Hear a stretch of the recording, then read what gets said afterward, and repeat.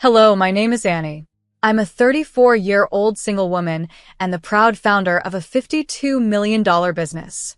My journey to success is a story of resilience and determination, shaped by a mixture of support and challenges, particularly from my ex-husband, Carson.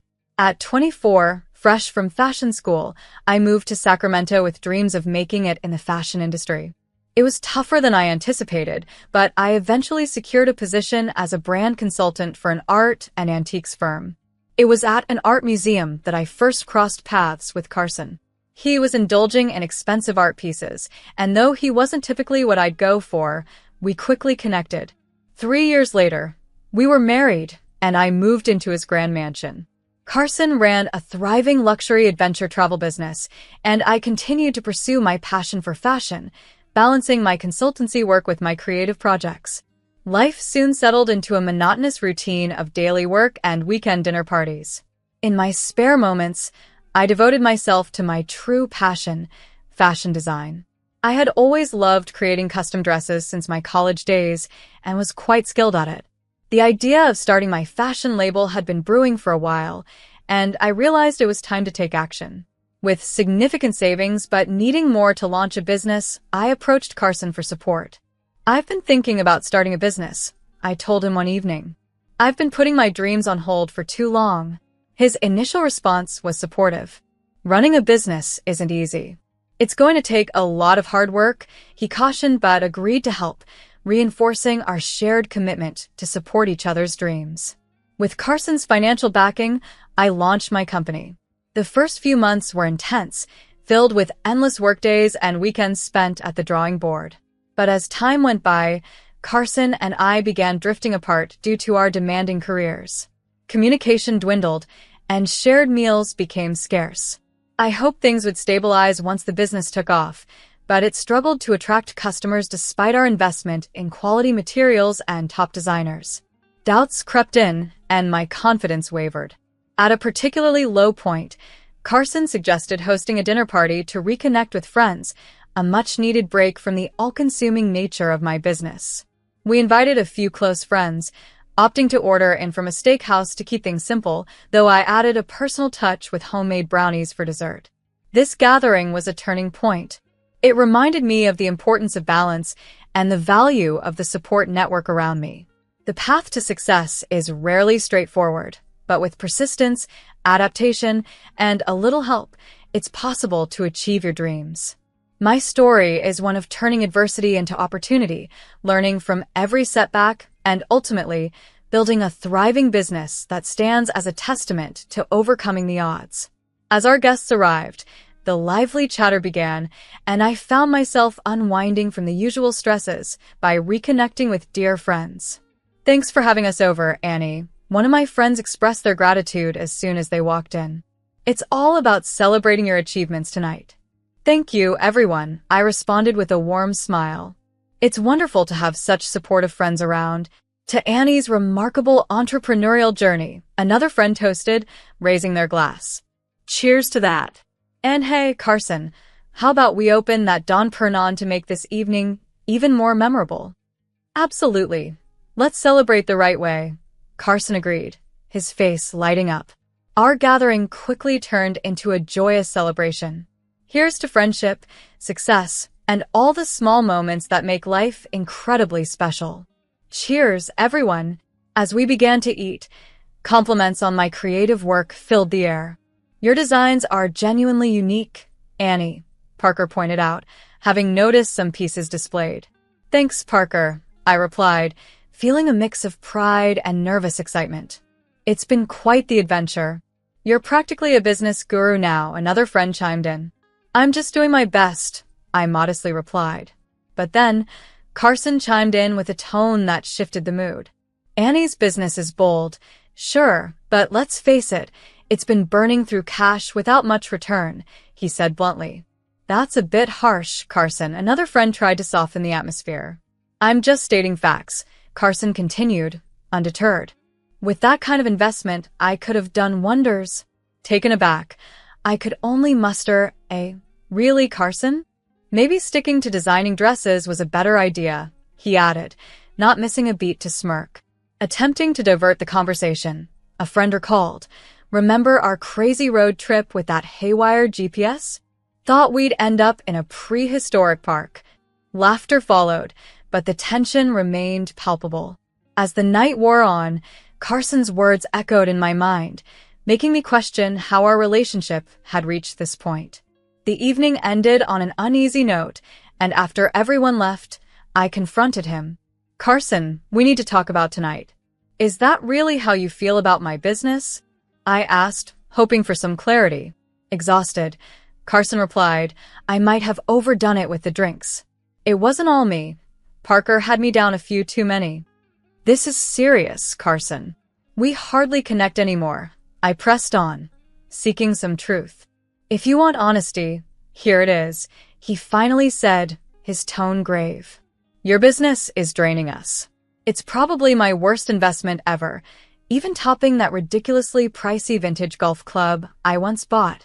Stunned by his bluntness, I realized the supportive partner I once knew seemed so distant now.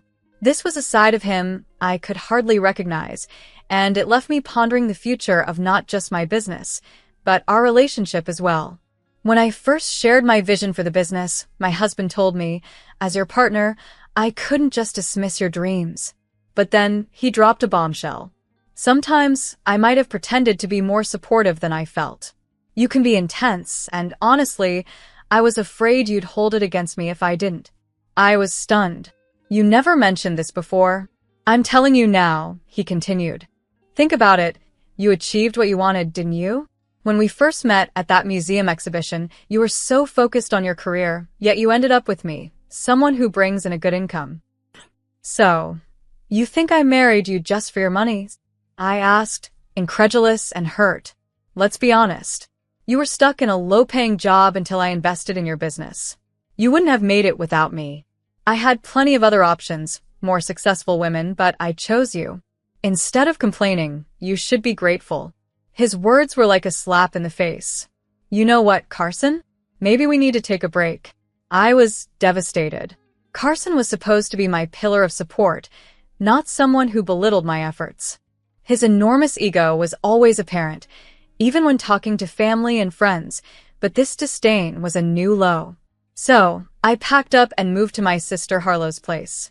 She had space and was looking for a roommate, which worked out perfectly for me. I took a good portion of my work home, not just to the small office space we rented for my company. During this time, Carson didn't reach out. It felt like a cold war of silence. Settling into Harlow's was disorienting at first, but as they say, everything happens for a reason. I immersed myself in work, free from distractions, allowing me to focus solely on my career. Harlow introduced me to new people, expanding my network significantly. I revisited my business plan and initiated a complete overhaul. Carson had underestimated me. With a renewed spirit and the right encouragement, my clothing line took off. Demand soared, and soon, social media influencers were buzzing about my brand. I was thriving. Despite my success, Carson attempted to reconnect, calling almost daily. I ignored his attempts until I felt it might be time to address our issues.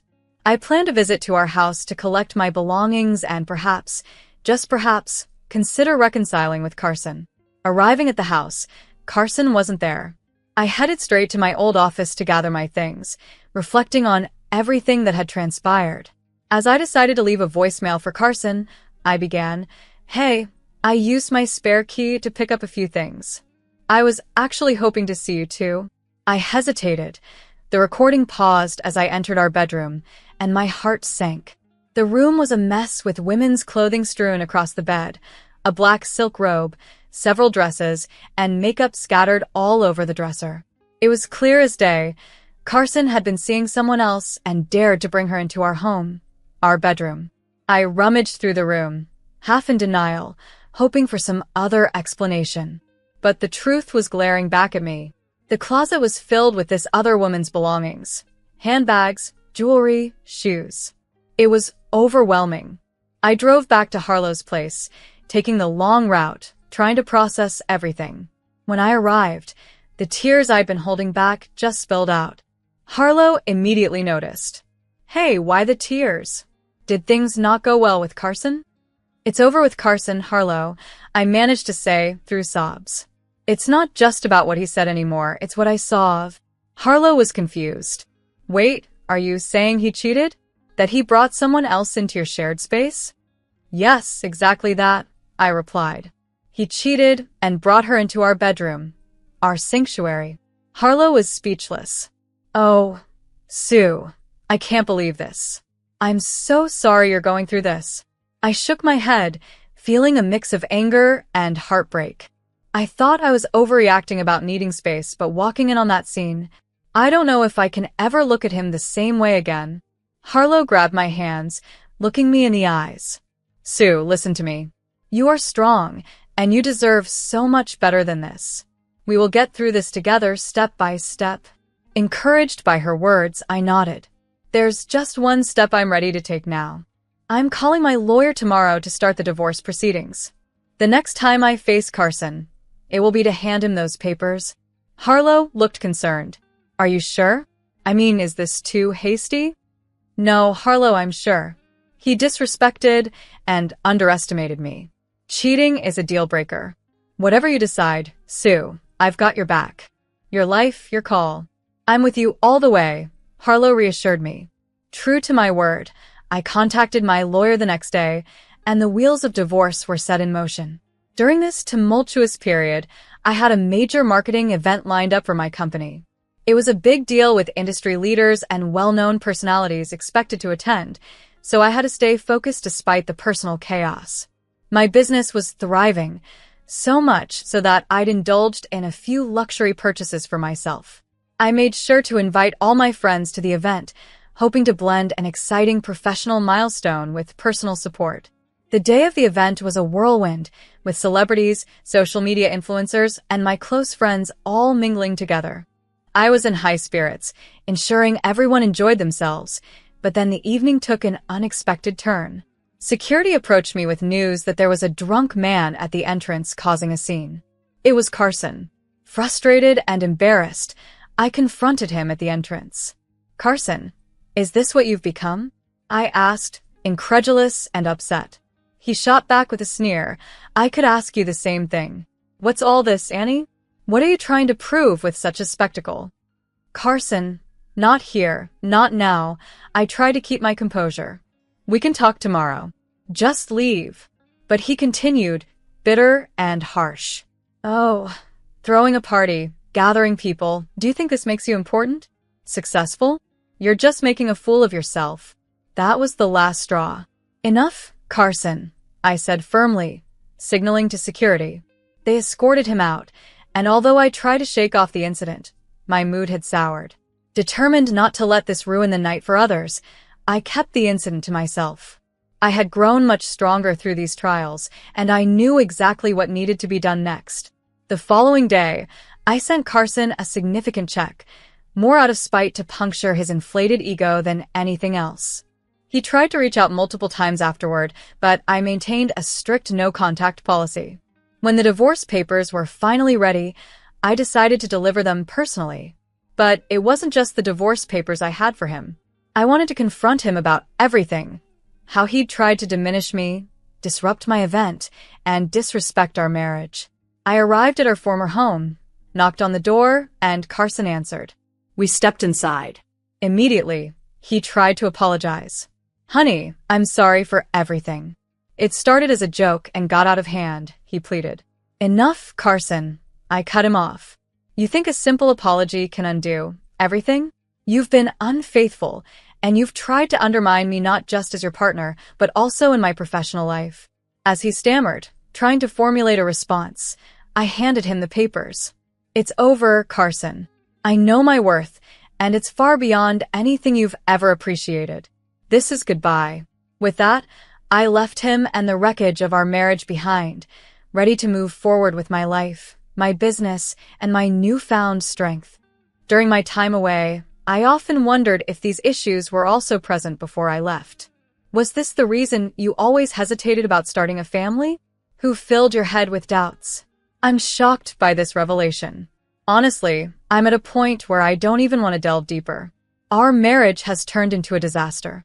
You weren't here when things fell apart, but despite everything, I believed in what we shared, Carson. However, you've shown no respect or love. It seems you only care about yourself. Is this what you think marriage is? I never even cashed the check you sent because it's not about the money for me. I wanted us to work through our issues. Yet you insist on holding on to everything so tightly. It's just money, Carson, and it means nothing to me now. But you've always made it such a big deal. Let it go, Annie. What are you really trying to prove? I'll show you what I mean. Here, look at these divorce papers. It's time to end this chaos. You're going through with this? Do you think you can just leave like this? Carson, it's not a matter of thinking I can leave. It's about knowing I need to. We've endured so much, yet here we are. Hold on, what's this? Oh, just a little document you might find intriguing. My balance sheet for the $52 million business you once mocked as a money-losing joke. Wait, this is yours? Yes, Carson, this is my business, the very one you ridiculed. While you were busy doubting me, I was making strategic moves, building my empire quietly. Surprise, indeed. All of this was achieved without your support. It turns out I don't need negativity dragging me down. I can't believe how much I've accomplished. It's interesting how well success suits me, isn't it?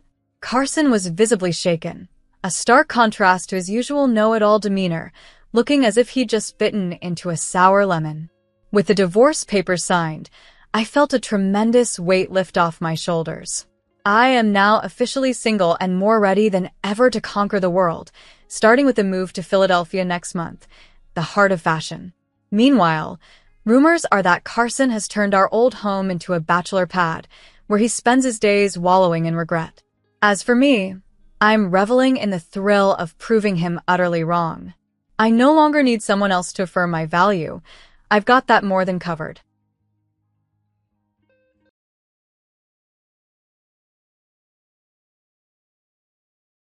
Hi, I'm Olivia and I'm 38 years old. The pursuit of a career has always been my aspiration, driven by a desire for independence. Fortunately, I achieved this goal upon entering the working world. Being financially savvy and continuously seeking ways to increase income and climb the economic ladder has been ingrained in me since childhood. This ideology was instilled by my mother, who emphasized the importance of financial stability and independence when I left home to pursue my dreams as a business analyst. When I first met my husband, Calvin, he was sweet and kind. However, the same cannot be said for my in-laws.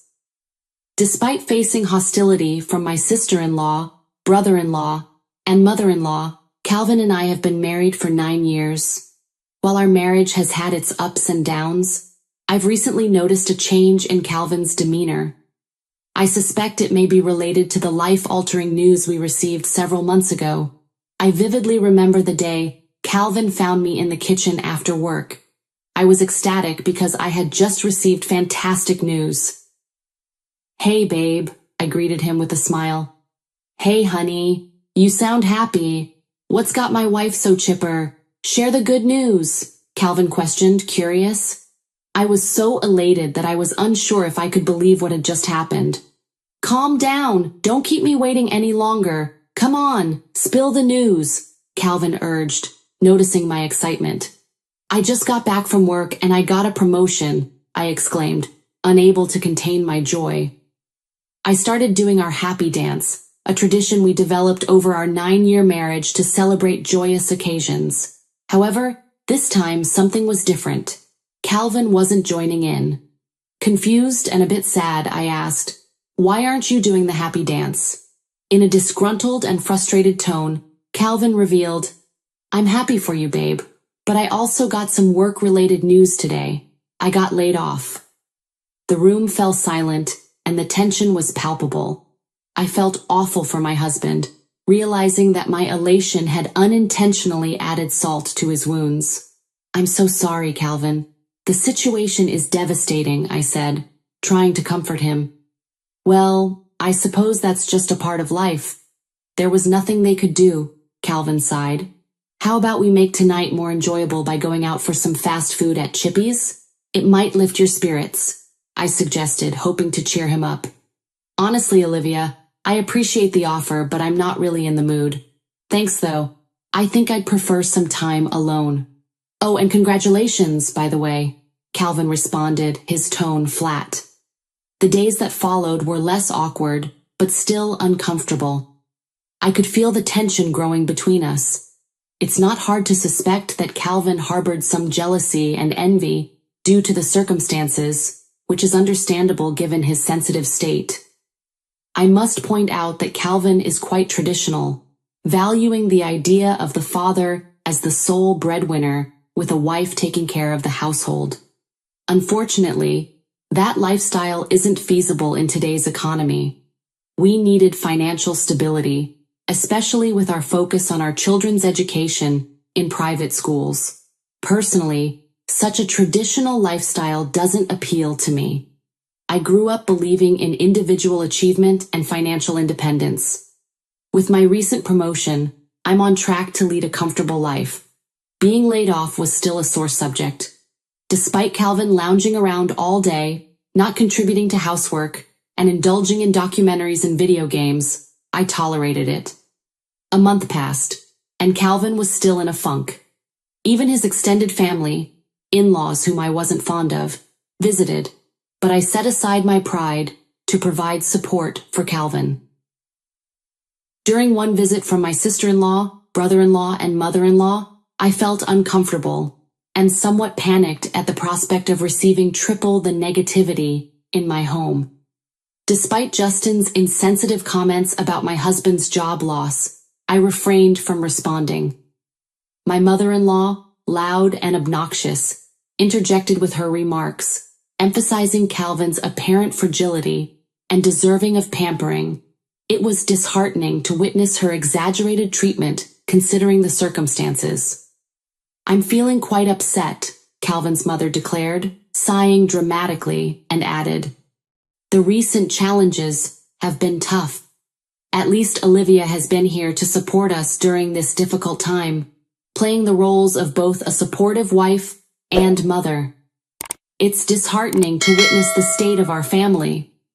I've noticed that Calvin seems to have adopted some outdated philosophies. Olivia, I think it would be a good idea for you to prepare dinner for all of us. It looks like we'll be here for a while, my mother-in-law concluded.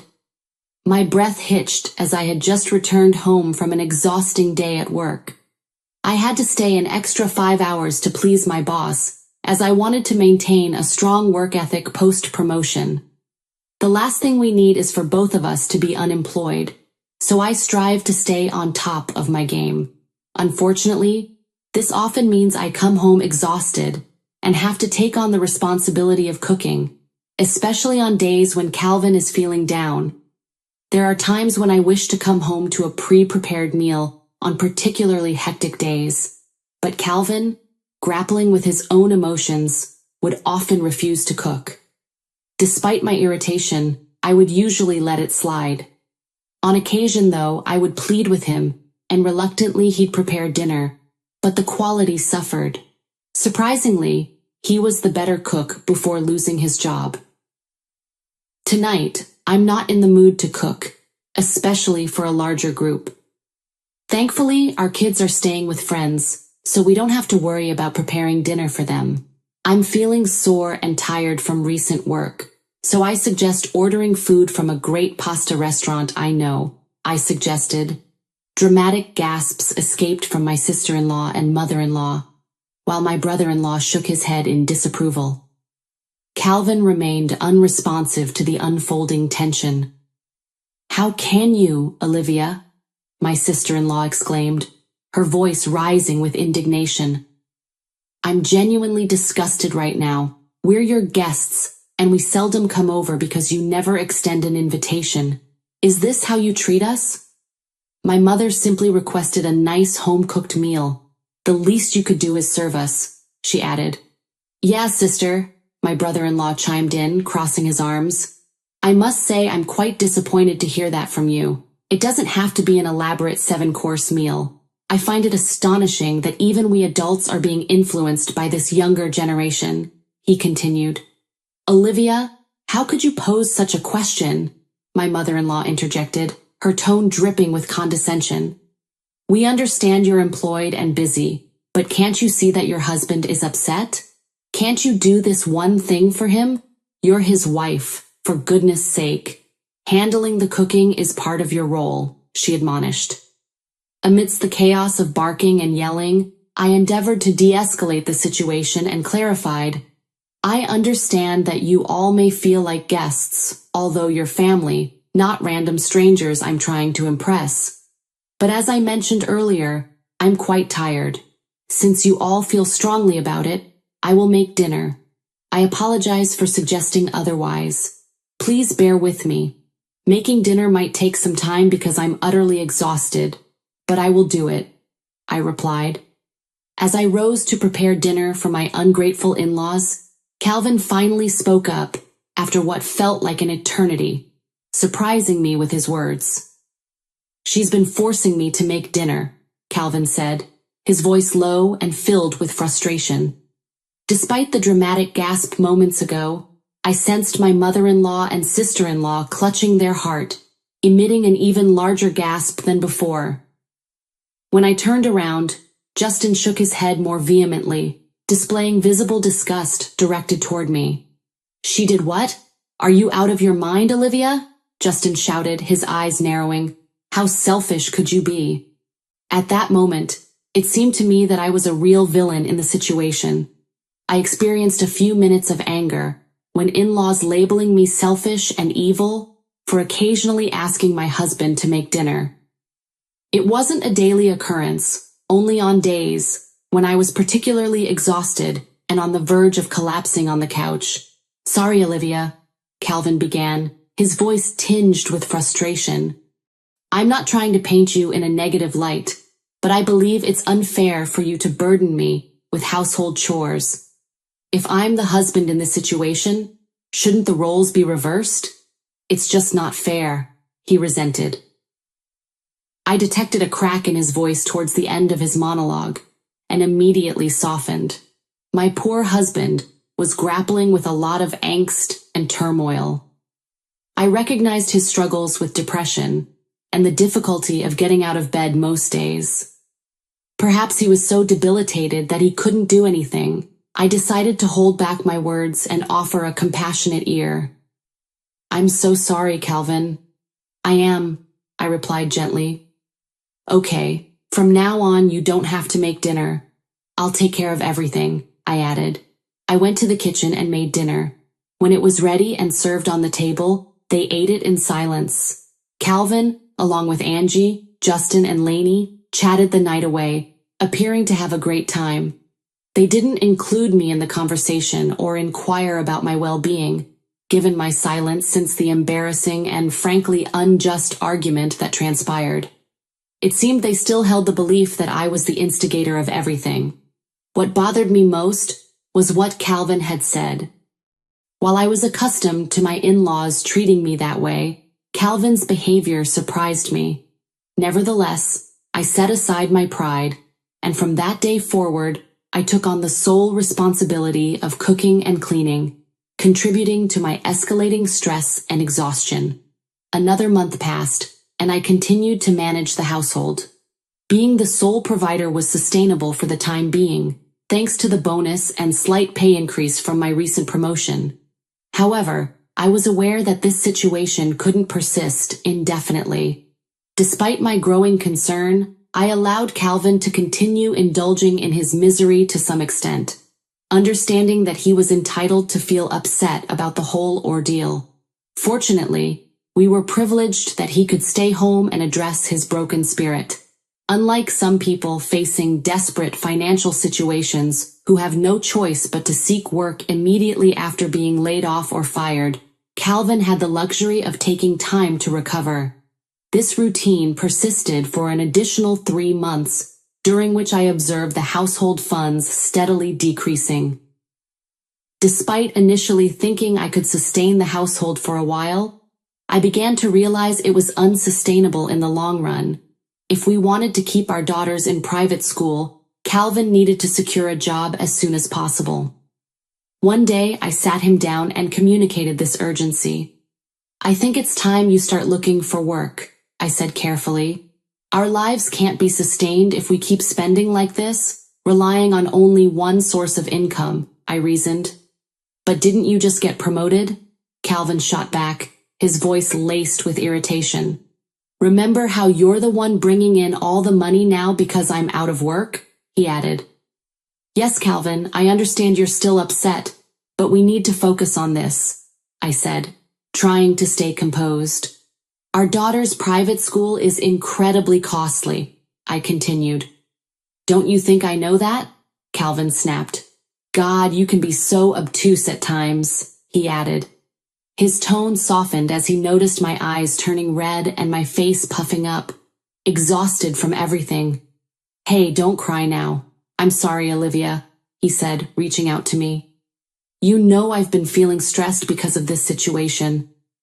"I know, babe, but we need to take action, or else our children will suffer," I replied, my voice trembling with fatigue. "I'll commence the search tomorrow," he promised, finally relenting.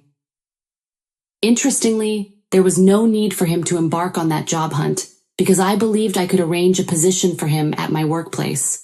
Yes, it's true. I was the one who facilitated his employment here. Through networking, hard work, and cultivating a positive relationship with my new boss, I managed to use my influence to secure a job for Calvin. Although we both operate in the same industry, we deliberately chose different companies to avoid potential stress in our relationship. The separation helped us keep our individual identities, rather than just being seen as a married couple. Given our circumstances, I felt there was little choice, and at the time I thought, how challenging could it be? As it turns out, much more challenging, as the upcoming revelation will reveal. Several more months passed, and Calvin was making excellent strides in the company.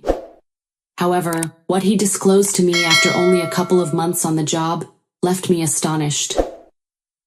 "Hey, I wanted to let you know that I've invited Mom, Angie, and Justin over for dinner, because I have some very important news to share," Calvin said one evening. "Could you please prepare a good meal? The news is genuinely exciting," he concluded. Calvin began doing a happy dance, and I joined in the celebration, despite being unaware of what was happening. Following his instructions, I prepared dinner and welcomed our guests. As dinner commenced and small talk unfolded, Calvin interrupted the conversations with a surprising announcement. "As you all know, I gathered you here today to share some incredibly exciting news," he began, a smile spreading across his face. "I'm thrilled to announce that, drumroll please, Justin and Angie immediately placed their hands on the table, and we were all on the edge of our seats, eagerly anticipating the revelation. "I got a promotion," Calvin exclaimed. Instantly, joy and excitement erupted around the table, with everyone bouncing and celebrating this achievement. I must admit, I was a bit taken aback by how quickly he earned a promotion, considering he had been here for barely a year. Yet, in the moment, my excitement overshadowed any surprise. I was just thrilled that he seemed to be pulling out of his slump. He looked better, as if he were taking better care of himself, and that was what truly mattered. Wait, everyone.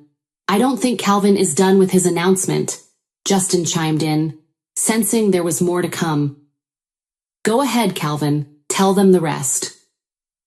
There was a hint of hesitation when Calvin turned to me and said, Olivia, here you go," handing me what looked like a hotel key card. Confused, I began to form an idea.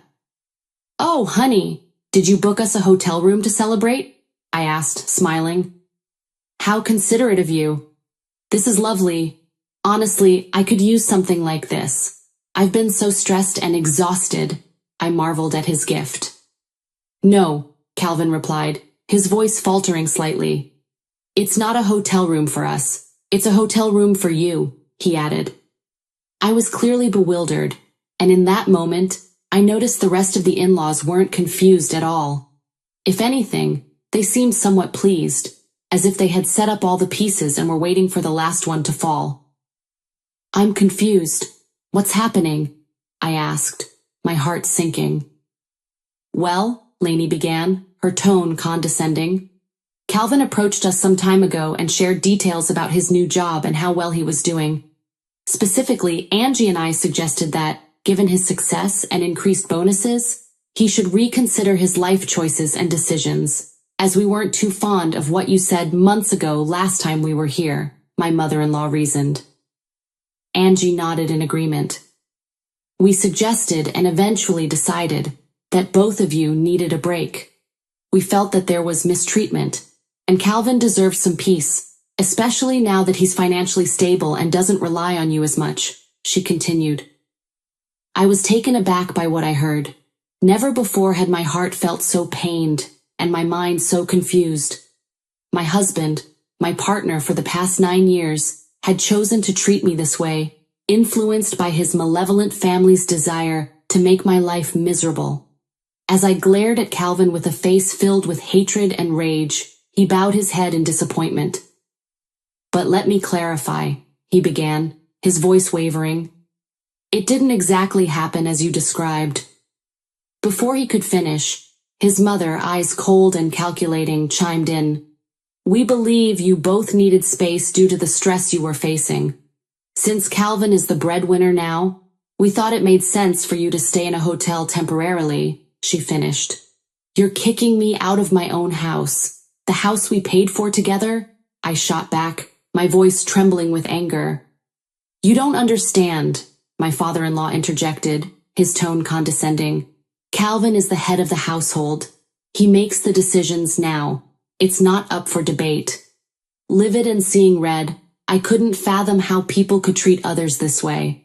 That night, as I fought back tears and the urge to set the house on fire, I noticed the amusement on my in-laws' faces. Calvin looked somewhat sheepish, only mildly embarrassed, as if he had made a trivial mistake on an exam, not broken his wife's heart. Without uttering a word, I stormed to my room, packed my belongings, and drove to my best friend's house. That night, I spent hours sobbing, questioning what I did to deserve such treatment. My sadness morphed into anger and a desire for revenge. Despite exhaustion from months of hard work and emotional abuse, I mustered the energy to investigate, determined to uncover the truth about my husband's sudden bonuses. I called in sick the next day. After my husband left for work, I returned home to conduct my sleuthing. Aware of his working hours, as we shared the same workplace, I went straight to his office. After a few hours, I discovered shocking evidence. He had been embezzling money from the company, colluding with the new boss I mentioned earlier. Staring at the computer screen for 11 minutes, I grappled with the reality before gathering the incriminating information onto a pen drive. I meticulously collected all the emails, documents, and information highlighting inconsistencies in the company's spending that could be used against him. Returning to my room, I packed a substantial number of my belongings, fully aware that I wouldn't be back for a long while, if ever. Upon reaching my best friend's house, I began the task of compiling all the gathered information into a PowerPoint presentation. My intent was clear: to bring about a drastic change in this man's life. Once the presentation was complete, I emailed my boss and attached relevant emails, particularly those involving high-ups and HR, emphasizing the urgency of an emergency meeting to discuss crucial discoveries. I crafted the email to be vague yet intriguing, ensuring it would prompt an immediate response. In a separate email to my husband, I informed him of an emergency meeting concerning plans for the upcoming fiscal year that he needed to attend. Both my superiors and my husband promptly responded, confirming their availability for the meeting. As the day of reckoning arrived, I felt a mix of giddiness and excitement. Dressed in my finest attire, I made my way to the meeting room, observing that most attendees were already seated. The only ones remaining were my conniving husband and my deceitful boss. As they entered, A moment of panic flickered on their faces, realizing the gravity of the situation, with a hint of guilt suggesting their misdeeds. Leading the meeting, I presented the information with utmost clarity, intensifying the atmosphere as I progressed. The room was filled with astonishment, and both my boss and Calvin turned red, succumbing to panic under the piercing gazes of everyone present. A superior even declared they would face legal consequences for their embezzlement. At one point, Calvin shot daggers through his eyes, but I met his gaze with an equal measure of hatred and disgust, twisting the metaphorical knife even deeper. "You wretched little gremlin!" Calvin exploded, his voice venomous. "You're lying. This is all slander, and I'll see you in court for it. We're done. I'm filing for divorce." The man I had married all those years ago seemed completely gone. A monstrous figure now stood before me. Attempting to exit, he was caught off guard, when 3 burly security men stationed at the door per my prior arrangement prevented his escape, leaving him embarrassed and exposed. My deceitful boss, who was complicit in all the illicit activities, started muttering, "This can't be happening. My life is ruined." Calvin persisted in embarrassing himself by attempting to push past the robust security personnel. I dedicated a solid 41 minutes to articulating all the information I had uncovered, and by the end, both men looked utterly defeated. As you might expect, both Calvin and my boss were promptly terminated and charged with embezzling company funds for personal gain. They were escorted off the premises, but not before becoming the center of a media frenzy. Oh, did I mention that I had also tipped off news outlets and tabloids to capture the looks of horror and embarrassment on Calvin's face? Well, I did, and it felt immensely satisfying. Seeing his face on the front page of the local newspaper the next morning brought me joy. He deserved the public disgrace after the way he had treated me. Currently, Calvin is behind bars, attempting to secure bail. However, investigations and assumptions have arisen, suggesting that my brother-in-law, Justin, might also have been part of the scheme. To gather more information, I delved deeper and discovered that Justin, who works in the engineering field, had indeed been assisting Calvin and my boss with their embezzlement. Adding insult to injury, it seems my mother-in-law and sister-in-law were also involved in criminal activities.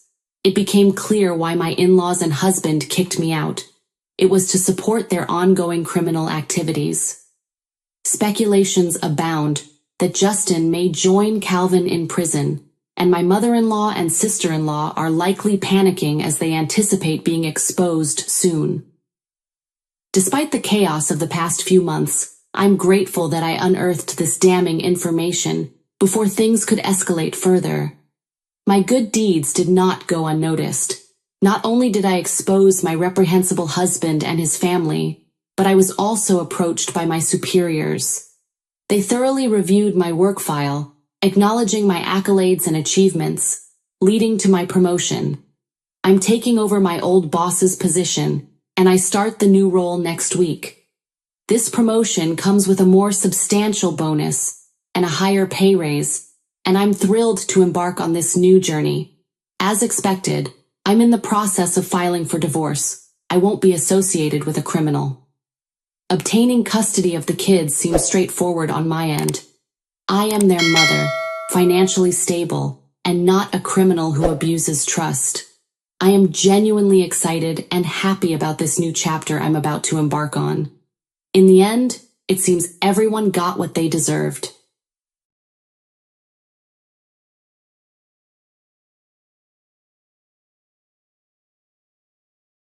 My husband informed me that his sister and her family would be moving in, and I needed to relocate to my parents' house. Consequently, I moved out, which ended up transforming everyone's lives. Well, in that case, let's do one thing. You shift to your parents' house for some time, he suggested. Seriously, Leroy, you want me to shift to my parents' house so that your sister can have a comfortable stay in this house?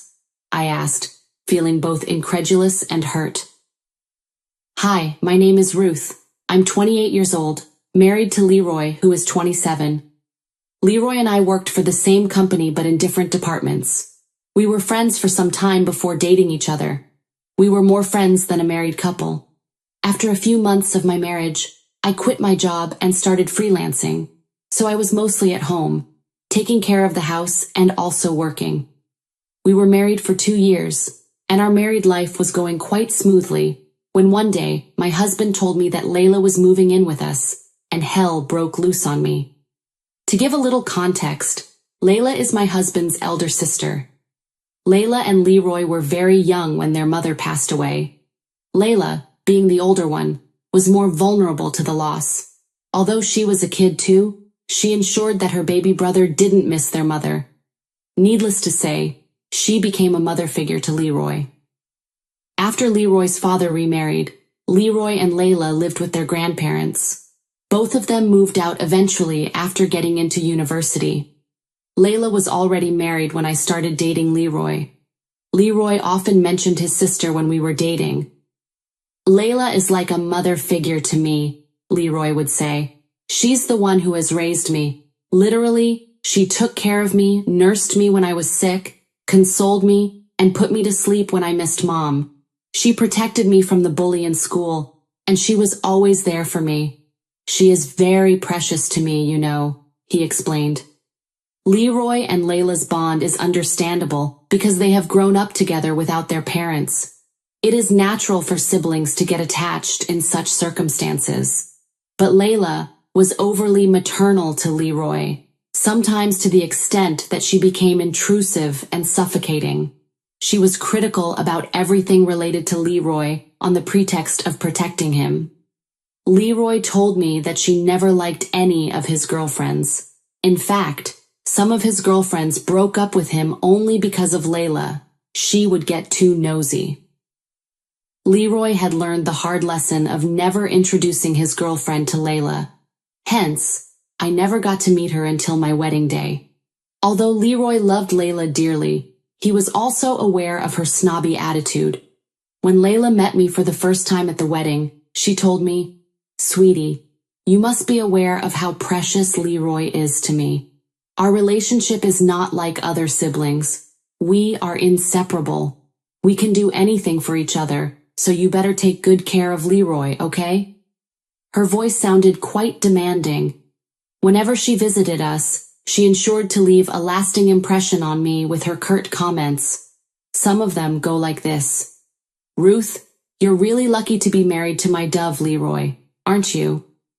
Ruth, I must say you can cook well, but you can't match the taste I bring to the food. Isn't it right, Leroy? Ruth, please don't mind me saying that you look a little off in front of my handsome brother. He would have made a better couple with my friend Raina. She's so gorgeous, and even younger than him, you know. Nonetheless, he chose you over her. So prove to be a better wife, okay?" she was saying. The thought of having a conversation with her gave me chills. However, I had to endure her presence on important occasions, such as my husband's birthday and Thanksgiving dinner. She was important to my husband. Leroy felt that he owed her love and care for everything she did for him as a child. It was just a matter of a few hours, so I didn't mind. Besides, Leroy would always intervene to protect me and ensure not to leave me alone with Layla, so it was fine. Fast forward to the day when my husband told me that Layla was going to move in with us with her family. I was shocked. The lady whom I can't endure for a few hours is going to stay with me? That was too much of Layla for me. But why? What happened? I asked my husband, trying to understand. I don't know the complete details, Leroy said. She called me in the afternoon and informed me that she would be moving in with us for some time, he added. For how long? I inquired. I don't know that. I asked her for the details, and she said that she would let us know everything after coming over. She also mentioned that she would need a bigger bedroom because Ernest needs a larger bed to sleep in. The mattress in the guest room isn't comfortable for Ernest. Leroy replied. Ernest is my sister-in-law's son and is just like his mother. Then what do we do now? I asked, perplexed. Well, I think we need to set up the guest room for ourselves, he said. Leroy, let's address the elephant in the room. You know how cranky your sister is. It is insufferable to spend a few hours with her. How can I live with her in the same house? I wouldn't calm down. Hey, relax. Why are you stressing so much over it? She would be here for a weekend. It's been a long time since we've spent such a good amount of time together. So, she would be hoping to spend time with us, Leroy tried to reassure me. Even if it was just a weekend, it was difficult for me to tolerate her. Honey, I know she's a little possessive about me, and sometimes she crosses her line. But I owe her this much for all the love and care. I'm her only family, as she is to me. Dad doesn't even bother to check on us, my husband explained. I agreed to let Layla have the bedroom while I shifted our belongings to the guest room. Layla arrived with her son Ernest and her husband Keith. To my horror, they arrived with large suitcases, which meant that they were going to be there for a longer time than we expected. After the initial pleasantries were done, Layla started with her unusual requests. Ruth, is the bedroom ready? We're tired from the journey. We need to rest. Also, please unpack my suitcase and put our clothes in the closet. Leroy, shift the TV to the bedroom. My son can't sleep without the TV, she commanded. Hey, Layla, calm down. Why do you want so much hassle and shuffling for a couple of days? Leroy intervened, trying to calm down my bossy sister-in-law. Couple of days? Oh, I think I didn't tell you the plan. Our house is undergoing renovation. It would take 6 months to complete, so we are here for the next 6 months. Yay, she exclaimed happily. Leroy and I glared at each other with a mutual feeling of shock. Although Keith asked us to shift with his parents, you know how daunting it is to live with in-laws, she continued. Besides, this could be an opportunity for us to spend time together. Isn't it exciting? Layla added. 6 months. That was too much of Layla for me. Leroy understood that I wasn't taking this well. He went on to help Layla and her family settle in the bedroom and later came to the guest room, where I was waiting for him impatiently. Leroy, what the hell? 6 months? Seriously? I questioned irritably. I know, calm down, sweetie. Even I wasn't aware of this. He tried to calm me down. You need to figure this out. I definitely can't stay with her for 6 months. Why can't she just move in with her in-laws or take any temporary accommodation? I demanded. Babe, I know she's difficult, but she's still my sister. I'm her only family. I can't shoo her away when she needs me. Leroy made excuses. So you want me to put up with her for 6 long months? I asked incredulously, disappointment evident in my voice. Honey, I think you need to give her some time to settle down. She has never spent enough time with you. She doesn't know you well. I'm sure once she understands how lovely and caring you are, she'll love you as she loves me. Trust me, she's not as evil as you think. She's just too possessive of me. So let's just give her a chance, okay? Who knows, you might get along with her, my husband urged me. Although I wasn't convinced, I thought of giving it a shot. Okay, I agreed. The next few days were a nightmare for me. I tried my best to accommodate all of Layla's unreasonable requests, like cooking exotic meals, taking Ernest for a walk, and putting him to sleep. She didn't help with any of the household work. Her husband, Keith, was kinder and more empathetic towards me. Ruth, we're so sorry to trouble you. Is there anything I can help you with? I see that you are working very hard to make us feel comfortable, he suggested. Oh, come on, Keith. I don't think Ruth needs any help. It's a matter of a few months. She can manage on her own. We're guests, and she could do all of these as a host. You're just being too modest, Layla would interject dismissively. After a few days, Keith decided to return to his parents instead, because it was closer to his house and the office, and he could supervise the renovation work. I realized that after Keith left, Layla and Ernest became monsters. Layla upgraded her food menu, and her requests turned into orders. "This year it's been a while since I had turkey. Can you cook it for dinner today?" Layla demanded. "I've got a sweet tooth. Would you make a pineapple pie today?" she ordered another day. "I'm craving a lobster bisque. Add that for today's dinner," she said yet again. I bit my tongue and nodded. Leroy helped as much as he could after his office, but Layla would ask him to spend time with her instead. "Leroy, can't you spare the evening for your sister? Let's play tennis on the lawn like we did when we were kids," she pleaded. Layla lounged on the sofa, gorging on the meals served by me, and spent the evenings playing tennis and board games with Leroy, while I spent my days relentlessly cooking meals for them, cleaning the house, and serving them like a slave. On top of that, Ernest was a headache. He was one of those pampered lads who wants everything in the world.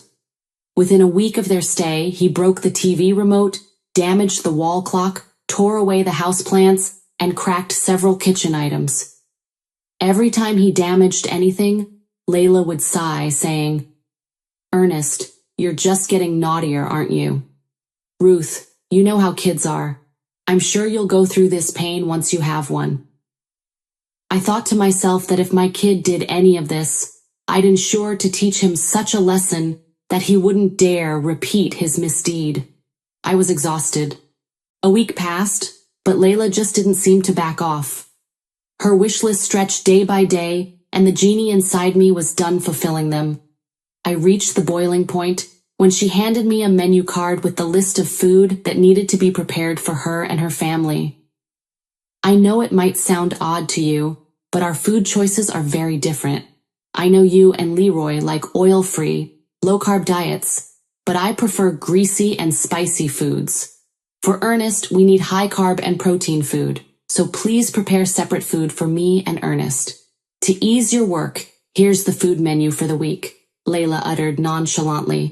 I rolled my eyes, and instead of going to the kitchen, which had been my workstation for a week, I locked myself in my room, waiting for Leroy to be back home.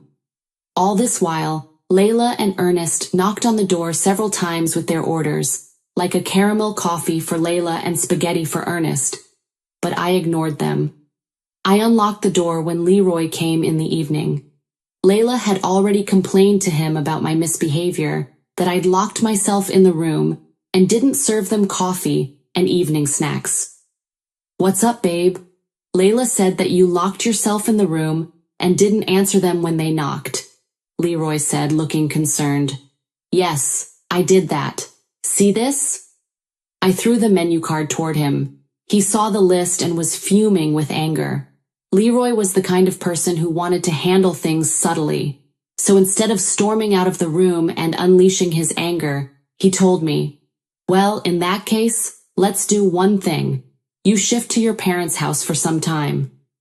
"Seriously, Leroy, you want me to shift to my parents' house so that your sister can have a more comfortable stay in this house?" I asked incredulously. "Babe, once you're gone, how do you think she would have a comfortable stay? Who'll cook for her? Who'll clean for her?" Leroy reasoned. I took a deep breath and agreed. Leroy helped me pack my belongings, and as we were leaving the house, Layla came running in panic. "Hey, where are you guys going?" she asked. "Nothing, sis. Ruth is tired and not feeling well, so I'm going to drop her at her parents' house," Leroy replied. "Well, she can rest here. I can help her in the kitchen for a few days." "Why do you want to bother her parents?" Layla insisted. "That's fine. She can rest there comfortably," Leroy uttered. "Oh wait, for how long is she going to stay there?" Layla inquired. "She'll stay there until she gets better, but don't worry, I'll be back in an hour after dropping her. We'll have dinner together," my husband reassured her. "But Ruth hasn't prepared any dinner. Ernest and I haven't eaten anything since this afternoon," Layla complained. "Oh, come on, Layla. You can prepare dinner by the time I'm back. You're a great cook, aren't you? Let's have Chinese tonight," Leroy suggested. Layla was disgruntled as we left. She just lost a free cook. Leroy told me that Layla was angry when he went back home. For the next few days, Layla let Ernest vandalize the house to get back at me. Every time Ernest broke something, she would click a picture and send it to me with notes. Ernest broke your flower vase, sorry. Ernest broke your wall paintings, sorry. Ernest broke your table lamp again, sorry. I didn't respond. Instead, I would just forward the messages to Leroy. He was losing his patience. He tried to confront Layla, but she brushed it off, saying, "Oh, Leroy, Ernest is a naughty little kid. Remember how naughty you were when we visited Uncle Felix on his birthday? You broke his $5,000 Buddha statue, which he bought from his India trip," she reminded him. "It was an accident. Uncle Felix's son pushed me onto the statue. Ernest is doing this deliberately. You should stop him," Leroy argued. They argued over this, but Ernest didn't back off. He continued to create a ruckus in the house. Leroy was losing all the respect and affection he had for his dear sister. A few days later, I was notified that my ATM card was blocked due to too many incorrect PIN attempts. Guess what? It wasn't me who was using the card. I left the card at home. I forgot to bring it with me. It was a no-brainer that Layla was the one who tried to tamper with my card. Thanks to the efficient banking system, she couldn't lift a penny from my accounts. When I was just sighing in relief, I realized that the wallet had my debit as well as my credit card. After a failed attempt on the debit card, she might try her hands on my credit card, which doesn't need a PIN. One can just pay with a tap. I started shivering in panic. I hurriedly tried to call the bank and block my credit card, but by then I got a notification that $10,000 had been withdrawn from my credit card, which was the credit limit of my card. I immediately called the bank and reported the transaction, stating the card was lost. I lost my patience and decided to put an end to Layla's perversity. I headed towards my home and, on my way, called Leroy to inform him about everything. I also told him I was heading home to confront Layla and put an end to everything. He asked me to wait for him, but I didn't listen. I barged into my house, which was a hovel. It was vandalized by Ernest. The living space was littered with cushions, pillows, broken pieces of toys, and whatnot. The dinner table was stocked with cutlery, half-eaten fruits, and boxes of jam and juices. I walked into the living room, my anger barely contained, as I saw Layla lounging on the couch, playing with her monstrous son. "Layla, what the hell is this? Is this a house or a pigsty? Is this how you kept your own house?" I demanded, not bothering to hide my frustration. Layla sat up, glaring at me. "How dare you talk to me like this? If you were so concerned about your house, why did you leave?" she asked. I ignored her attempt to deflect. "Forget that. Did you tamper with my cards? I left them at home and someone tried to access my ATM card. $10,000 has been withdrawn from my credit card. Was that you?" Layla's eyes widened in disbelief. "Are you alleging that I've stolen your money? You think I'm a thief? I'm going to call up Leroy right now and tell him about your outrageous allegation. He'll never forgive you for talking to me like this. Just wait and see how he's going to divorce you for mistreating me," she shot back, grabbing her phone. I stared at her, incredulous at the audacity she had. She actually called Leroy, but he didn't answer. A few minutes later, Leroy walked in, and Layla rushed toward him, throwing herself into his arms. "Leroy, thank God you're here. Your wife is accusing me of tampering with her cards. She's harassing me and my son. Chase her out of this house and out of your life. She is a devil," she pleaded, desperate. But Leroy's expression was anything but sympathetic. "She's not wrong," he said firmly. "You didn't just tamper with her cards. You stole them and the money. I've had enough of you. You're a narcissist. You're no longer the sister who cared for me when I was a kid. You've turned into a demon," he concluded. Layla and I both froze at his words. Leroy had never spoken to her like this, but it was clear that she had pushed him too far. "Leroy, have you lost your mind? You talk to your sister like this. I'm the one who raised you. I nursed you when you were ill. I took care of you. I stood by you when no one else did, Layla argued, her voice cracking. Enough of counting favors, Layla, Leroy interrupted. If you were there for me, I was there for you too, for years. But this is the end of it. You've tormented my wife, let your son destroy our house, and now you've stolen money. You've sunk so low just to torture Ruth. Do you realize that I'm suffering too because of this? His voice shook with anger. Layla was taken aback by his confrontation, and she started sobbing, trying to evade the situation. Well, in that case, I'll leave this place immediately, she finally said, her voice trembling.